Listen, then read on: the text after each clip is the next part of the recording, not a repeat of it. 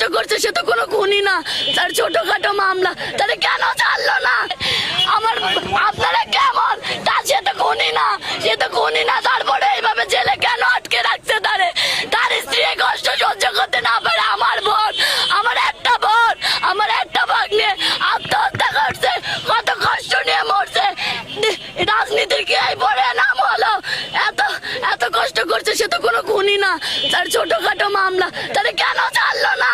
কেন ছাড়লো না? কেমন আছে তোমার কাকা? আমার ভাইয়া, তার আমি দুলো ভাই না, আমার নিজের ভাইয়ের চোখে দেখতাম, সে তার কোনোদিন কাঁদতে দেখিনি। লাস্ট 11 মাস আগে সে অ্যারেস্ট হয়েছিল গোপালগঞ্জ থেকে। অ্যারেস্ট হওয়ার পরে আমার ভাস্তি, ওর ওয়াইফ, ও সবসময় ডিপ্রেশনে থাকতো, হতাশাগ্রস্ত থাকতো, কারণ ওরা চাইতো যে জামিন হোক বা